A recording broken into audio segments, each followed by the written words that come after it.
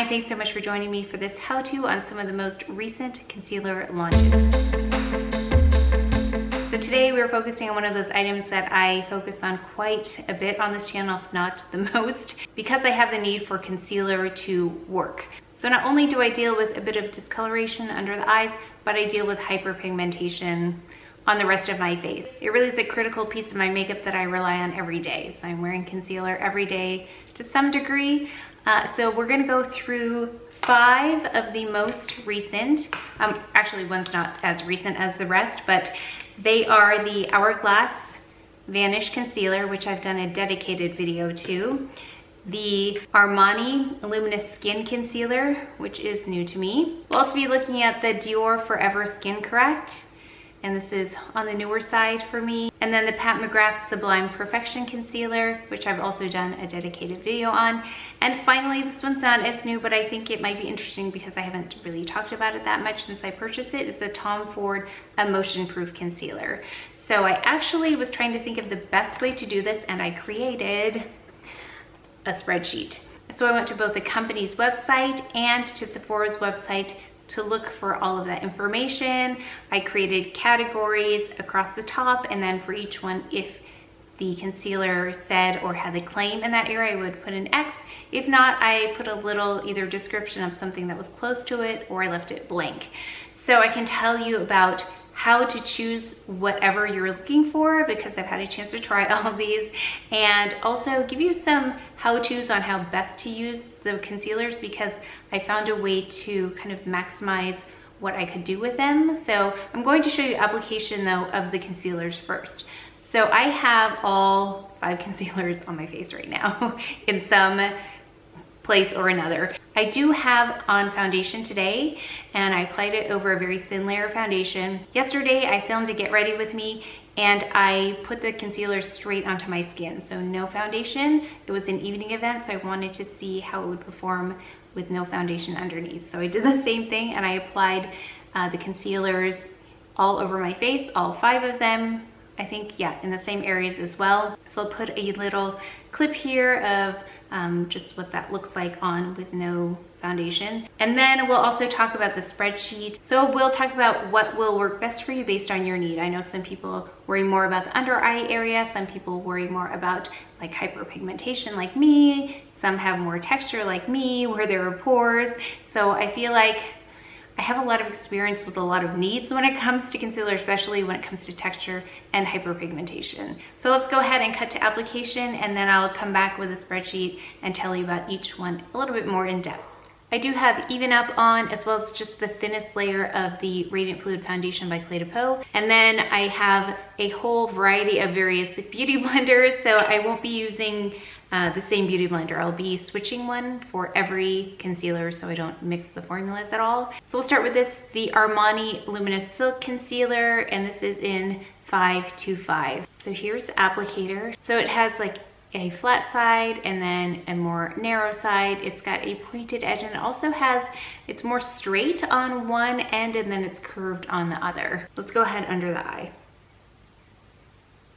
I'm just putting 3 dots there. This has a nice peachy tone to it. By the way, if you want to see any of these on without foundation, then I did a video, I think it's coming up soon, like within the next week or so.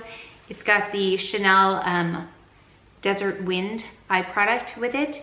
So I thought I wanted to try it also with no foundation. So I filmed that yesterday, or last night in fact. It was for last night's look, but I did want to try it with and without foundation for you. So there is the Armani. I went in with 3 dots there. I really feel like I need to put a little bit more on here, just especially in this area where it's darker. So if you don't already know, and this is not news, but I want to go ahead and highlight the area that is the darkest. So instead of just the whole under eye area, I'm focusing it right here so that the darkest, most recessed area is what actually comes out with the light, in terms of the lighter shade and also the reflective quality. I do try to bring the concealer up into this inner corner as well. It just helps make that a little bit more continuous, and then brings that part of the eye structure out a little bit more. So I also like to go into the corners usually because I have a little bit of darkness there. So I will go in with that. So that's the Armani. Switching beauty blenders. Next we'll go in with the Hourglass Vanish Concealer, and this is in Apricot. I did a dedicated video to this if you want to see it on both under eye and the rest of the face.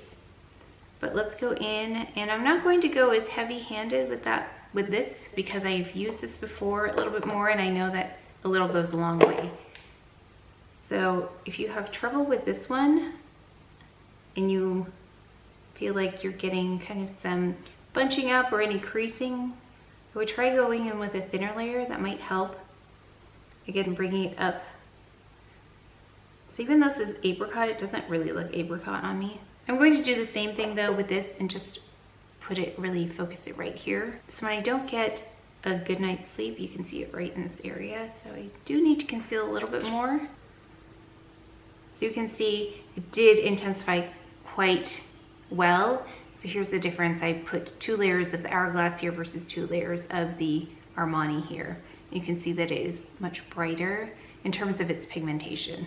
Let's go on with the face area. This is the Dior Forever Skin Correct, and I have used this under the eyes as well, but I'm going to place it right here because I think that's a better place for me to place that based on my experience with it on the under eye as well. So another beauty blender. These are all slightly dampened, so I am squeezing them out into a paper towel as well just to get that excess water out of there.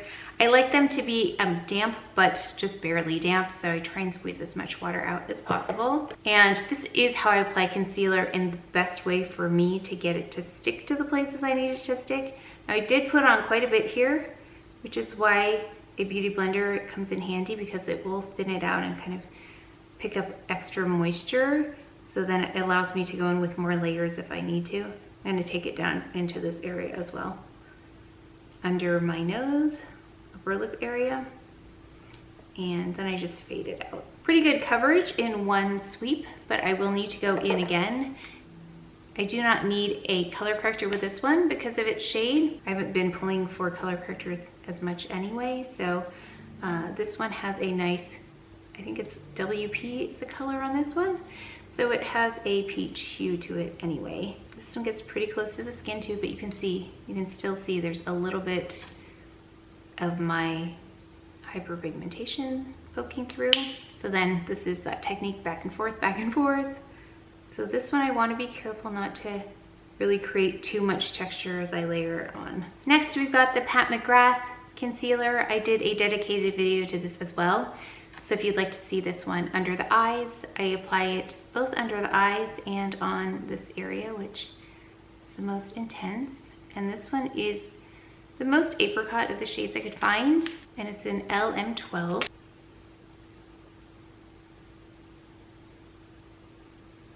Just a little bit more. You can see though the difference in finish. So if that's something that you're interested in, a more matte versus a more luminous versus a more radiant, I think you can see that this one's more matte than this side. This one's more luminous. Luminous, I'm going to say, is because of more of the texture. It looks more dewy. And then I'm going to say this is more radiant because of its reflective properties. You can't see any particles, but it definitely is more reflective. So yeah, I think you can see the difference, especially the way the light is bouncing. Now this one I don't have to be as careful with in terms of building it up and creating texture as I do with the Dior. Finally, let's go in with the Tom Ford Emotion Proof Concealer. This one is in Sienna 9.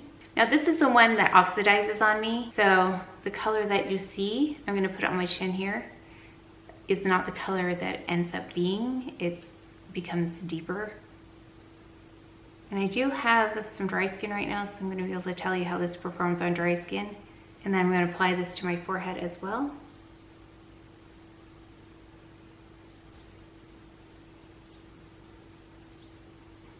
I find that the Tom Ford one applies the best for me when I apply some of the concealer to the back of my hand and I pick up the concealer with the Beauty Blender, and I use the Beauty Blender as my applicator. All of the other concealers seem to do okay, applied directly on, but this one tends to do better if I use this to actually get the product on my skin. Yeah, this was a good thing that I have dry skin, so if you have dry skin, you might not like this because I am seeing a lot of that kind of emphasized right now with this. Just a quick review of what was applied. Armani under this eye, Hourglass under this eye. Then we have the Dior right here on this large area, Pat McGrath right here, and then Tom Ford on the forehead and on the chin. And then as you can see, if I was someone who didn't powder concealer, but I do powder concealer, whatever kind, these are the ones that I think you could probably get away with if you're used to not powdering, would be the Hourglass and the Pat McGrath, and then the Tom Ford. These, however, definitely I would be powdering. But for me, the more I use these, I do tend to powder all of them just because I know my skin, and over time, my concealer does perform better when they've been set with powder. So I'm going to complete the rest of my makeup, and I will film that as well. So if you like the overall look at the end, make sure that you come back because I will be posting that as well. And then we'll go ahead and talk about the spreadsheet I created for all of these concealers. I thought that's the best way for me to get my mind wrapped around what each of these concealers can do and to help you kind of select based on what your needs are. I'll kind of give you some tips and tricks around what I've learned about them. So I'll be right back. Now you've had a chance to see them all applied. It does look a little bit brighter here, but I wonder it's because if the light's coming in, but those shades over there are a little bit brighter as well. So that might be why. I mean, once you put powder on and from like the film side, I don't think it's easy to see the difference. And in person too, it looks pretty much the same. So where I think the differences lie are in the wear time. So just as a blanket statement, these are all good concealers. So I'm really getting to the nitty-gritty of them in terms of which ones you want to invest in. So all of these concealers look good upon initial application. So if you are like swatching in the store or someone does a little demo on you to see what it looks like, I would recommend you wear it for a full day before you decide, because it's going to look good when you put it on right away. So let's go ahead and go per my spreadsheet. We're going to talk about the Armani Luminous Silk Concealer. There are 20 shades in this one, and it retails for $38 US. It says it highlights, it corrects. Okay, as I go through each one, I'll say yes or no. Highlights, yes it does. It has some reflection to it, so I'm going to say yes. Does it conceal? I'm going to say to a degree. It's very light in terms of its coverage. We'll get to what it says coverage-wise, but I felt like I needed to add a couple of layers in order for actually to conceal anything, because I could still see that there was some darkness coming through, and I don't have a lot of it. Hydration 24 hours. Now I don't know who's wearing their concealer for 24 hours, or if this is a result of a 24-hour effect on moisturizing based on initial application. So I'm not clear on what that means, 24 hours of hydration. I mean, does it feel hydrated? It doesn't feel dry. Let's take a look. I'm not gonna say it looks any more hydrated than it did to begin with. Medium to buildable. I'm going to say it's more like light to medium because it was a light type of coverage on me. The finish is radiant, I agree with that. And then its technology is microfill. So it has a microfill technology, and I tried to look to see if there was more information about what that actually meant, and I couldn't pinpoint it.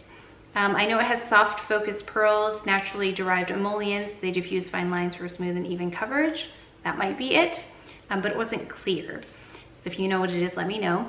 It says it's non-creasing. It does slightly crease on me, even with powder. I'm not going to say it's non-creasing, it's slightly creasing. Corrects. I didn't have to color correct under there. If I had more darkness, I'd probably be able to tell you a little bit better if it corrected, but I am not the best gauge for that. But I think you could see for the darkness piece, I think what it really did was it reflected the light, so it didn't look as dark, I'm gonna say. Active ingredients, glycerin, caffeine, and vitamin E. Okay, so then I split it into physical and superficial effects on the skin. So for physical effects, it says it diminishes dark circles and reduces puffiness around the eyes. So you would actually see a change in the skin. So I don't know if diminishing dark circles is over time, like as some kind of a treatment, but the reducing puffiness would be a physical effect on the eye. Unless they're saying it affects the appearance of puffiness, but they didn't say that. They said it reduces puffiness. So in my mind, that's more like skincare. Did I notice that? Not really. I didn't notice anything in particular. For superficial, or the effects just on the skin, soft focused pearls and naturally derived emollients diffuse the fine lines for a smooth and even coverage and lit with in glow. So I do think the coverage was smooth, but I can't say that it smooths fine lines. In fact, I think I see more fine lines because when I put makeup on, I tend to see more lines just in general. So I'm not going to agree with that one. So the applicator says it's multi-purpose, mistake-proof applicator for both precise and generous application. Use the tip soft conceal for flat edge to highlight large areas. And that was it for this. So the way I would use this is if you have light concealer needs. So if you are someone who doesn't need any serious concealing, this is nice.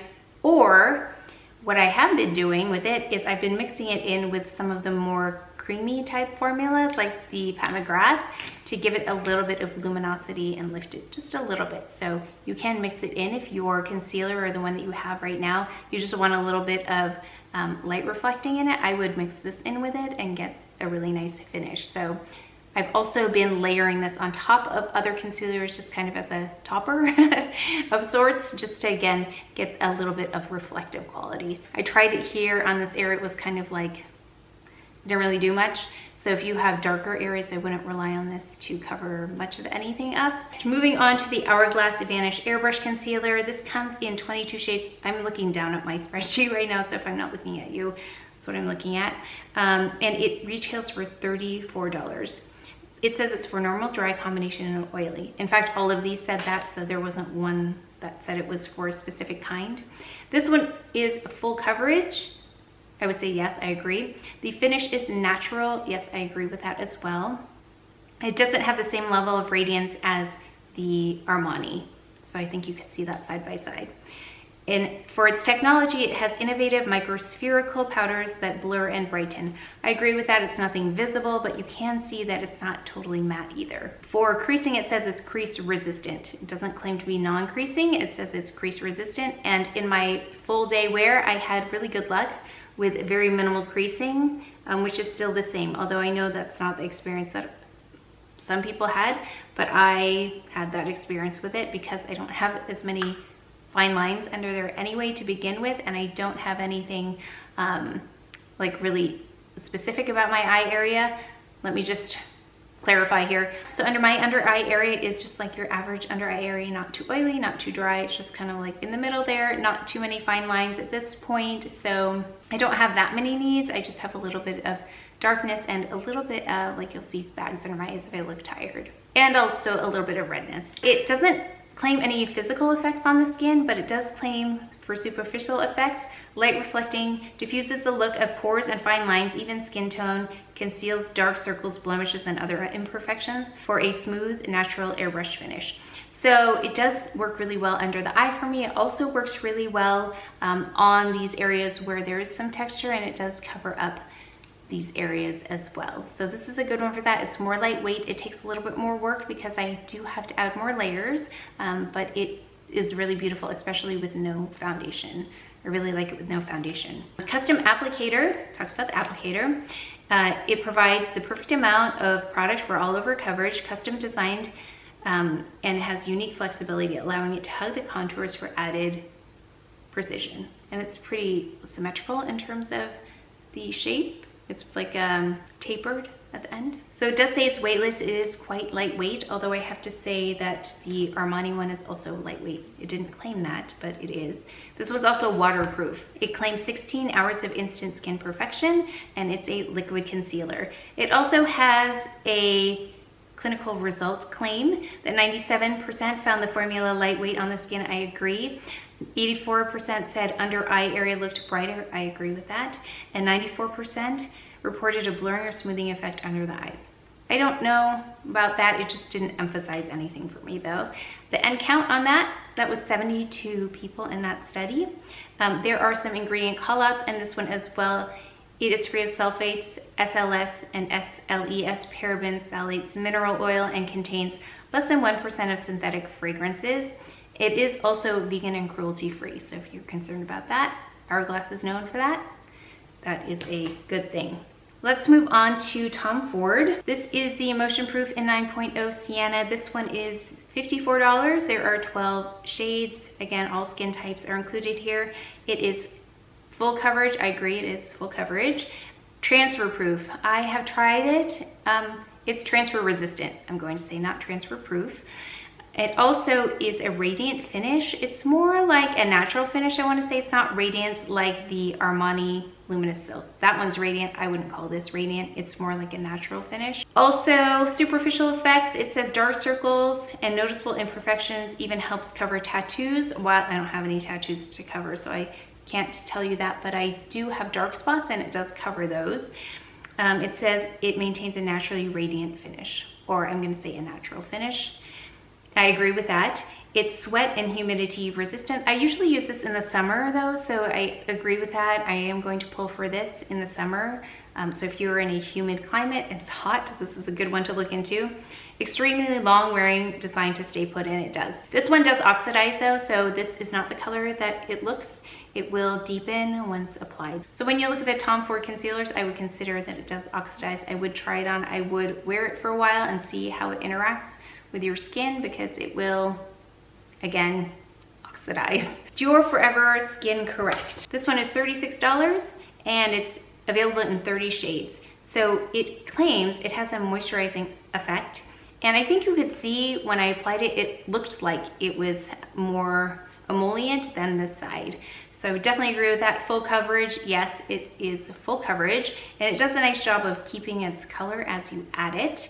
It doesn't change the color the more layers you add, which sometimes can happen with concealer. The finish is natural, which I agree with.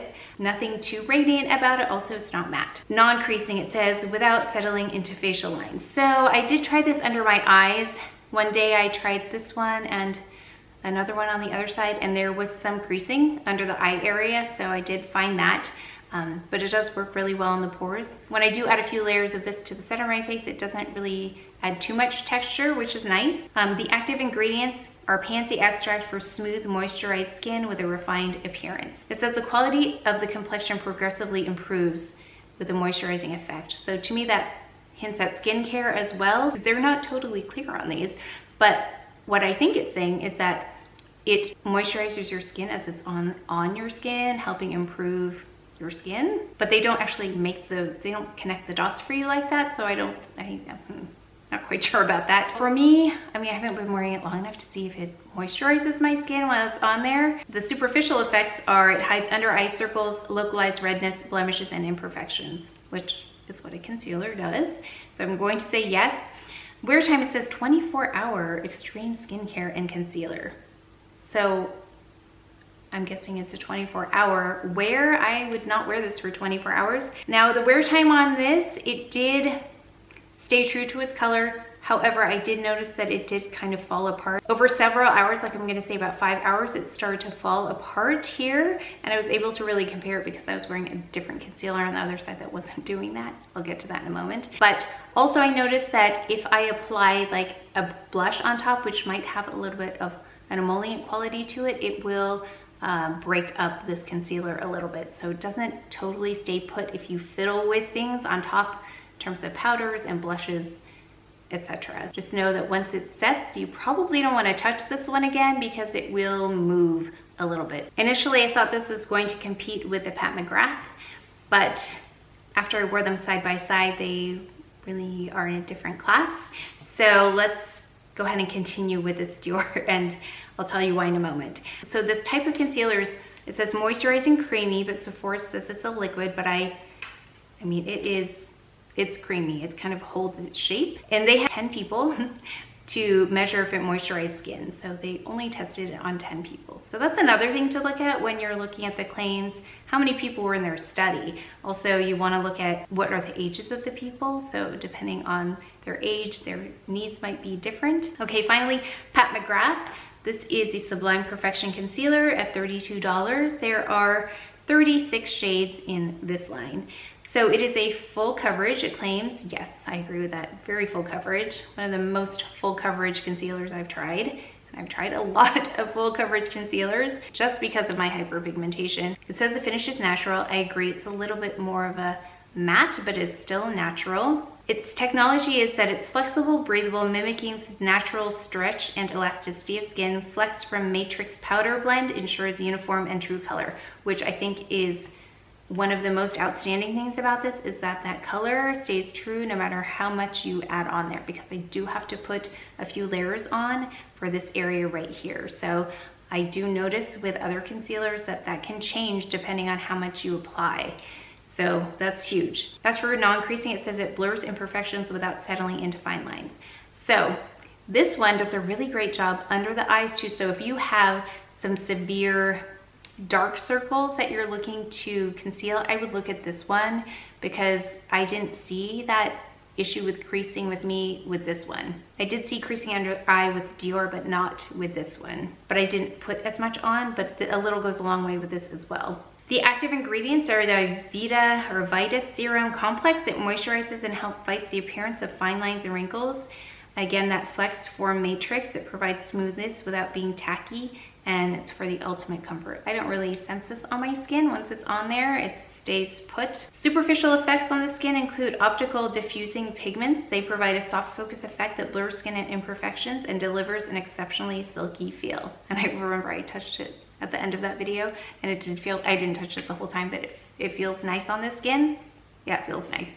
The wear time, it says all day wear. So I don't know what that means to you. I guess it depends on your day, what all day wear is.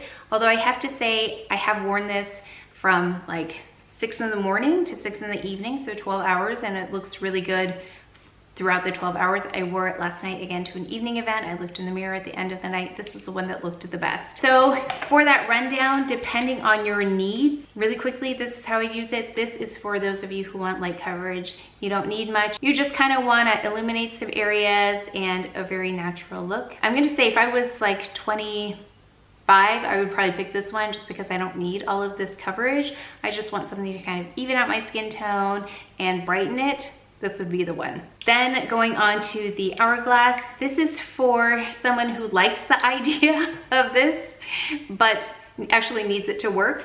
So if you like the idea of a radiant, kind of very lightweight kind of concealer that is just very like you don't need much, I would go with this one, because this has the same kind of effect on the skin, but it actually does more. It's more, it just does more. It actually delivers on covering up darkness and evening out skin tone, and is still quite lightweight. So this would be like for the 10 years later, I would probably pick this one. Or, you know, if you're younger still and you need a little bit more heavy duty, workhorse kind of an item, I would choose this. I still love this. Someone asked me about the difference between this and the Pat McGrath. I feel like they're in two different categories. This one is for some serious coverage though, so we're gonna get to that in a minute. I still do like this quite a bit though. So moving on to the Dior one, I thought this was gonna be just like the Pat McGrath. It's not. Upon initial application, it seems like they would be very similar, but this one is again more dewy in its finish. I think it's really beautiful. I think that if you have drier skin, you're gonna like this one. So skin type might have a lot to do with this, because my skin is kind of oily. Let me talk about that for a moment. In this area though, even though this is like average skin, this is oily most of the time, especially after a couple hours, not when I wake up, but after a couple hours, and then throughout the day it just gets more oily. So this doesn't work that well for me for the long term. Again, I think drier skin types will like this. And if you want something to do kind of what the Pat McGrath does, but you can't find your shade in Pat McGrath, then this is another one to explore. This one does not do well, however, under the eye area for me. So if you are looking for something, maybe if you have a dry eye area, you could look at this, but mine's not dry, so I can't totally speak to that piece of it, but it would be something to look at because they do emphasize the moisturizing piece of this. Moving on to Pat McGrath, this is like my overall winner. It did really well under my eye area as well as in this area. Again, super impressed with the performance of this over all of these other ones, just because of the shade and how well it sticks. It really does make this area look smoother. If you do have enlarged pores like me, then they did not get pronounced with this, so that was really nice. Tom Ford, I use this for the summer. It might be a little drying on you. I said I would try it on these areas with dry patches, and it did emphasize those dry patches, so just beware. If you have oily skin, you probably will get along better with this. It does oxidize. I don't use this under my eyes though, so I'm sure you're curious how I rank these as well. Here are my least to most favorites. Okay, let's do it that way. Least favorite to most favorite. So my least favorite is, dun dun dun dun, probably this one. This is probably my least impressive out of all of these because I just need them to work harder than this works. So in that way, I probably, if I had seen all 5 of these at one time, I probably would pass on this one. But since I have it, I will be mixing it in with other concealers and using it as like a concealer topper. My next least favorite is this one because while I was impressed with its coverage, I was not impressed with how it wears, and I wasn't impressed that I could displace it so easily on my skin, forcing me to go in with a concealer to cover up after I powdered. So actually that happened last night. I went to put a little bit of blush on before we went to the event, and as I did that, it wiped away the concealer, so I had to go in and re-conceal and re-powder, which, you know, was kind of a hassle, but I was able to save it with the McGrath concealer. So it wasn't reliable for me. It looks beautiful as you apply it, but it just wasn't reliable. It's a little bit too moisturizing for what I need it to do. But if you have dry skin, you might really like this one. Then I'm going to say Tom Ford, just because it's more seasonal for me, because I don't use this during the winter because I do have drier skin in the winter with like flakiness. So this emphasizes it, and so I'm not a fan of that in the winter, but I do use this in the summer, so it's only good for half the year for me. Okay, and so now we're down to these two. Someone asked me about these two. Which one would you pick? Out of these two, my top one would be probably the McGrath. That might surprise some of you because I really loved this one. I still do. I think if this wasn't here, I would pick this as my first one. But because this is here, it did such a better job of really maintaining this area here with the hyperpigmentation than this one. So even though it's a little bit thicker, I just was like so amazed with how beautiful this looks after many, many, many hours. This still looks good, but this looked even better. So I think if you go with either one of these, you can't lose, but this just seems to be in a class of its own in terms of the way that it interacts with the skin, the way it moves, that technology, that flex technology that they have in there.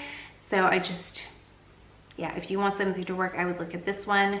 Again, shear it out, use thinner layers. If you're putting on too much at a time, you might get some creasing that you're not looking for, but just be careful with how you're applying it. So it does take a little bit more work. I think it's easier to mess this up than it is to mess this one up because I feel like this is a little bit thicker in consistency too. Now, someone's going to ask me, how does this compare with Clé de Peau? This is what I was thinking about as I was getting ready. So I feel like I've been using Clé de Peau for so long that I need to really give this a chance against the Clé de Peau. So that's going to require me to try them side by side and really watch them. I think that's how I gathered the best information about all these concealers, was to wear them all at the same time, side by side, and really take a look and compare and see how they did. Because again, these are all very nice concealers. So it's not like the range is like this like horrible, amazing concealers. These are all up here in this range, but we're just getting down to like the few that are really good at the top. And these are all really nice, but I'm just trying to decipher between, because if you were looking at all of these, you probably find reviews that say they're all great, and they are really good, but if you want to find the best of the best for your needs, I think trying them side by side is really the best way to do it. That was my experience with these. I will get back to you with a Clé de Peau answer as soon as I get more experience with both of them side by side. So I know that was a long video, but I feel like there's a lot of information on all of these concealers. Let me know if you want me to do a full wear test on any of the ones I haven't, including the Tom Ford, the Dior, and the Armani. I haven't done full wear tests. I've done only full day videos on the Hourglass and the McGrath. So let me know, I'll do it. I'll be happy to do it for you, and then you can see them in play. But I know this was a really long video, so some of you did a really good job the last time you left me some koala bears on that other video. I don't know how long it's gonna be, but I've turned the camera on like 3 times already, so it'll be long. So if you make it, let's do the koalas again. Just because those of you who watched that other video know why there are koalas in there. So if you've made it all the way to this point, good job. Leave me some koalas, and I think that's it. Let me know if you have any other questions about these concealers. I know that if you're anything like me, it's so frustrating to buy a concealer and not be happy with it after you saw a video of somebody raving about it. So I hope this helped you a little bit, and if you learned something or if you just enjoyed this kind of video, please let me know with a thumbs up and subscribe, and I will see you next time. Thanks.